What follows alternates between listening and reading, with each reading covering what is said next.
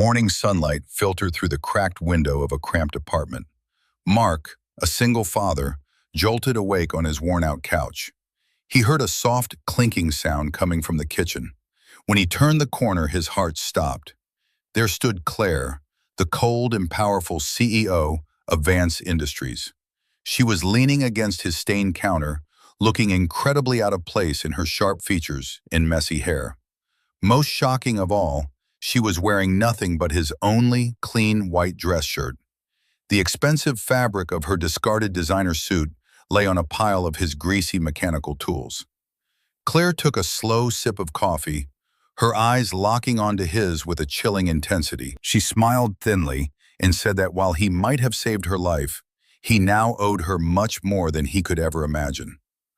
Mark stood frozen, his breath hitching as his young daughter skipped into the room, looked at the stranger in her father's shirt, and softly whispered the word, "Mama." Mark was a 34-year-old man whose life was measured in grease stains and the steady hum of a welding torch. He lived in a world of rusted metal and broken parts, working as a freelance mechanic to keep a roof over their heads. His hands were rough and calloused, a map of hard labor that told a story of a man who had seen better days, but never complained about the hand he was dealt. Every morning before the sun even dared to touch the horizon, Mark was already awake. He moved through the small, dimly lit kitchen with the quiet precision of someone who didn't want to wake the only person who mattered. He spent 20 minutes meticulously preparing a simple breakfast for his daughter Daisy. It was usually just oatmeal or a single egg, but he always arranged it to look like a smiling face on the chipped ceramic plate. To Mark, these small details were the only luxury they could afford. Daisy was 7 years old, a bundle of golden curls and endless optimism, who saw the world through a lens of pure love. She would crawl out of bed, rub her eyes, and immediately wrap her small arms around Mark's waist. She would look up at him with total adoration and whisper that he was the strongest superhero in the entire world, even if he didn't have a fancy cape or a shiny suit. Mark would just smile and kiss her forehead, hiding the exhaustion that threatened to pull him down. As he flipped a pancake, the sleeve of his old t-shirt slid up, revealing a thick, jagged scar that ran from his wrist all the way to his elbow. It was a brutal reminder of a life he had left behind, a souvenir from a high-stakes rescue mission that had cost him everything but his soul. He stared at the red, raised tissue for a second too long, his eyes clouding with memories of sirens, smoke, and the heavy weight of a uniform he no longer wore. The neighbors saw him as just a quiet man who fixed their heaters, but the scar whispered a different truth. Who was Mark before the world broke him? And why did a man with the skills of a master engineer choose to hide in a shadow of poverty? As Daisy giggled and began to eat, Mark covered the scar and turned back to the stove, a silent guardian protecting a secret that was about to be dragged into the light. The rain had been falling for hours, a relentless gray curtain that turned the mountain roads into treacherous paths of mud and jagged stone.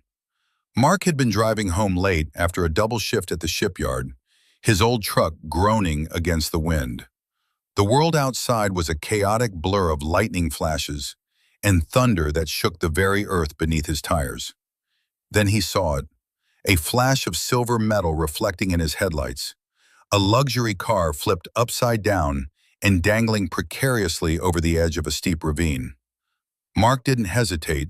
He pulled his truck to a screeching halt and ran toward the wreckage. The smell of leaking gasoline hit him instantly, sharp and terrifying. Inside the crushed cabin, he saw a woman with blood trickling down her forehead, her eyes wide with a silent plea for help. It was Claire, though he didn't know her name then. Her door was jammed shut, the frame twisted into an iron cage. In that moment, Mark's eyes changed.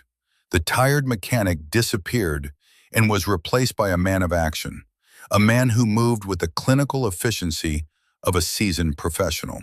He didn't panic. He reached into his toolkit and grabbed a heavy pry bar, his muscles coiling with a strength that didn't belong to a simple handyman. He remembered the training, the years of leading elite rescue teams through fires and collapses. He calculated the stress points of the glass and shattered the window with a single, precise strike. The car groaned, shifting further toward the abyss. Mark crawled halfway into the smoking cabin, ignoring the jagged shards of glass cutting into his arms. He spoke to her in a low, steady voice, telling her to trust him. He used a seatbelt cutter with the grace of a surgeon, freeing her from the tangled nylon. Just as he pulled her limp body from the seat, the first spark ignited at the back of the car. Mark turned and ran, carrying Claire in his arms like she weighed nothing at all. He had only cleared 20 feet when the fuel tank exploded. The blast was a deafening roar that sent a wave of heat crashing into his back, throwing them both onto the wet asphalt. As he lay there, shielding her body with his own, the ghost of his past rose up to haunt him. He remembered the smoke of a different fire. 5 years ago, the night he couldn't get to the wreckage in time to save his own wife, Sarah.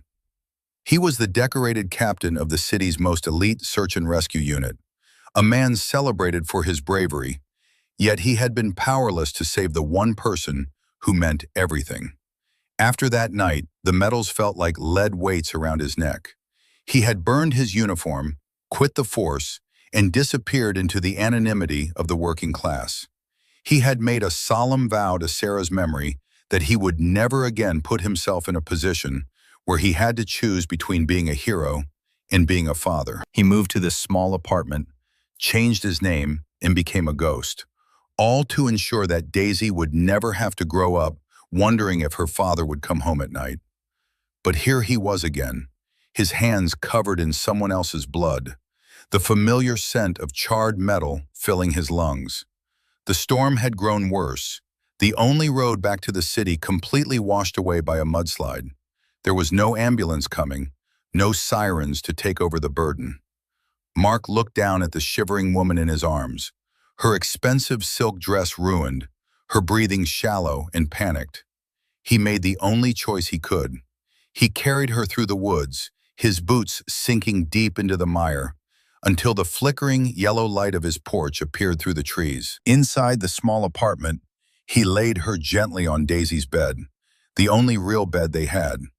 He spent the next 6 hours working in silence. He used his old medical kit, cleaning her wounds with steady hands that didn't tremble once. He wrapped her in warm blankets and checked her pulse every 15 minutes, sitting on a hard wooden stool by the bedside. When Daisy woke up briefly, confused by the stranger in her room, Mark just whispered that everything was okay and guided her to the couch, where he held her until she fell back asleep. He never closed his eyes. He watched over Claire like a sentry, his mind racing with the realization that his carefully constructed wall of silence had been breached. He had known her the bed, he had known her his safety, and he had even known her the white shirt he usually saved for church or job interviews. As the first gray light of dawn began to creep over the horizon, Mark sat in the kitchen, his head in his hands, wondering if he had just traded his daughter's peace for a woman who represented everything he had tried to escape. The silence of the room was heavy with the weight of things unsaid, and as the coffee began to brew, he knew the man he used to be was staring back at him from the shadows of the hallway. The ghost of the past was no longer just a memory. It was sitting in his kitchen, wearing his shirt, and waiting for the sun to rise. Claire sat at the small wooden table, her posture regaining its natural authority, even while dressed in Mark's oversized shirt. She looked around the kitchen with a critical eye, noting the peeling wallpaper and the stack of unpaid bills tucked behind a jar of cheap coffee. She reached into her designer purse, which Mark had recovered from the wreck, and pulled out a gold-tipped pen and a leather-bound checkbook. With a swift, fluid motion, she wrote out a check for $50,000 and slid it across the table toward him. Her voice was cool and transactional as she told him that this should cover his trouble, the ruin of his shirt, and the inconvenience of her stay. She spoke as if she were closing a business merger, her words sharp and devoid of any real warmth. Mark looked at the check for a moment, then looked at the woman who thought she could put a price tag on a life. He didn't even pick it up. Instead, he pushed it back toward her with a single finger, his expression as hard as the steel he welded every day. He told her in a low, dangerous voice that he didn't save people for a living anymore, and he certainly didn't do it for a tip. He told her that his house might be small and his clothes might be old, but his soul wasn't for sale. He asked her to leave as soon as her driver arrived, because his daughter didn't need to see that everything in the world had a price. Claire opened her mouth to argue, her face flushing with a mix of anger and confusion, when her phone suddenly began to vibrate violently on the table. It was an emergency call from her head of engineering at the Vance tech plant. She put it on speaker, her face turning pale as she listened to the panicked voice on the other end. A massive power surge had fried the main control board of their prototype cooling system, and the entire facility was minutes away from a catastrophic meltdown. The engineers were screaming about bypass codes and manual overrides, but nothing was working. Mark, who had been cleaning a grease trap in the corner, stopped moving. He listened to the technical jargon for only 5 seconds before he stepped closer to the phone. Without even asking for permission, he spoke over the frantic engineers. His voice was calm, commanding, and filled with a level of technical knowledge that made Claire's jaw drop. He told them to ignore the main board and look at the secondary pressure transducer on the third line. He explained that the surge hadn't fried the system. It had simply tripped a safety relay that was hidden behind the emergency shutoff. He gave them a specific sequence of commands, talking about hertz frequencies and thermal expansion rates as if he had built the machine himself. The engineers on the other end went silent for a heartbeat. Then Mark heard the sound of typing and a sudden cheer as the system stabilized. The crisis was over. Claire stared at Mark, her phone still buzzing in her hand. She realized that the man standing in front of her in a dirty apron wasn't just a lucky mechanic. He had diagnosed a multi-million-dollar failure in seconds, using only his ears and a mind that functioned like a supercomputer. She saw the way his eyes lit up when he spoke about the internal mechanics of the system, a fire that had nothing to do with money and everything to do with a genius that had been buried under years of silence. She looked at the torn check on the table and felt a sudden, sharp pang of shame. She had tried to pay a man who was worth more than her entire board of directors combined. The silence in the kitchen was no longer about poverty or wealth. It was about the sudden realization that she was standing in the presence of a titan who had chosen to become a ghost. Claire began to realize that the frozen expression on Mark's face wasn't because he was afraid of her world. It was because he was far above it. He wasn't a man who needed her help. He was the only man capable of fixing the world she had built. And for the first time in her life, the powerful Claire Vance felt completely and utterly small. The sound of heavy tires crunching on the gravel outside broke the tension in the room. A fleet of black SUVs and 2 police cruisers pulled up to the curb of Mark's crumbling apartment building, their sirens giving a final, short chirp. Claire's lead assistant, a man usually known for his cold and distant demeanor, rushed to the door with 2 high-ranking police officers close behind him. Mark stood there, his arms crossed over his chest, his expression unreadable as the door was pushed open. Claire stepped forward, expecting her team to rush to her side and treat her like the queen of the industry she was. But instead, the room went silent. The assistant and the 2 officers didn't look at Claire first. They turned toward Mark, their backs straightening into a formal posture of deep respect. The oldest officer, a man with silver hair and a chest full of medals, removed his hat and gave a slow, solemn bow. He spoke in a voice thick with emotion, calling him Captain Mark Turner and saying it had been too many years since they had seen the bravest man on the force. Claire felt the air leave her lungs as she watched her own head of security step toward Mark, not to arrest him, but to shake his hand with trembling fingers. Her assistant then turned to her, his voice shaking as he whispered the truth that changed everything. He told her that this wasn't just a mechanic who had saved her life. He explained that Mark was the original designer of the rapid response rescue system that Claire's company had patented and sold to cities all over the world. The very technology that made her a billionaire, the system that her engineers could barely maintain, was the brainchild of the man she had just tried to buy off with a $50,000 check. Claire felt her face turn pale, a cold wave of shame washing over her as she looked at the shredded check on the floor. She had stood in this kitchen and looked down on him, judging his old clothes and his broken furniture, while all along she was standing in the shadow of the man who had built her empire from nothing. Mark didn't look proud or triumphant. He simply looked tired. He told the officers that the captain they knew was dead and that he was just a father named Mark now. Claire tried to speak, her mouth dry as she looked at the man who had given her everything, from the safety of her life to the wealth in her bank account, and had asked for absolutely nothing in return. She realized that her money was worthless here. She had tried to pay the sun for its light and the wind for its breath. The embarrassment was suffocating as she looked at Daisy, who was holding her father's hand, unaware that her dad was a legend among the men who ran the city. Claire had spent her life winning every deal, but standing in that kitchen, surrounded by her own people who looked at Mark with more respect than they ever gave her, she knew she had lost. She had insulted the architect of her own success, and the silence that followed was a deafening reminder of how small her world really was, compared to the man who chose to be a hero in the dark. Claire stood by the open door, the cold morning air biting at her skin, but it was nothing compared to the chill of regret in her heart. She looked at Mark, who was now calmly picking up the pieces of the torn check from his floor. She tried to apologize, her voice trembling for the first time in her career, but Mark simply looked up and stopped her. He told her in a quiet but firm voice that her money could buy the fastest cars in the tallest buildings, but it could never buy a single ounce of true kindness.